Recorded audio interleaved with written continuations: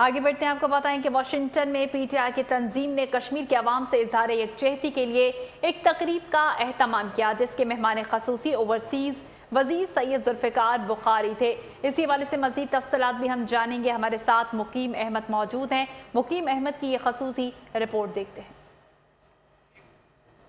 Washington P T I کی تنظیم نے کشمیریوں سے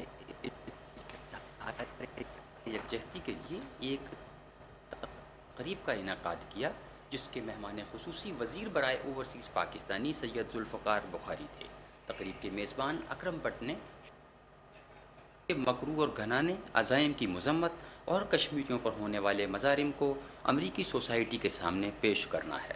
مقررین نے اپنے خطاب میں کہا کہ کشمیریوں کے جذبہ حریت کو دنیا کی کوئی بھی طاقت ماند نہیں کر سکتی، اور 70,000 کشمیریوں کا خون رنگ لائے گا اور کشمیر پاکستان بنے گا۔ تقریب کے مہمان خصوصی سید ذوالفقار بخاری نے اپنے خطاب میں کہا کہ ہم امریکہ میں کشمیریوں کا مقدمہ لڑنے آئے ہیں، اور وزیر اعظم عمران خان نے کشمیریوں اور ان کے حقوق کی بھرپور ترجمانی کی ہے۔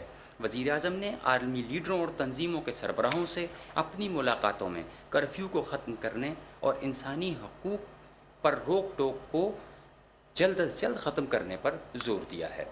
سید ذوالفقار بخاری نے کہا کہ ہماری حکومت دیار غیر میں بسنے والے پاکستانیوں کے مسائل سے بخوبی آگاہ ہے، اور میری وزارت کے تحت اوورسیز پاکستانیوں کی جائیداد پر قبضے کے خاتمے کے لیے بھرپور کردار ادا کیا جا رہا ہے۔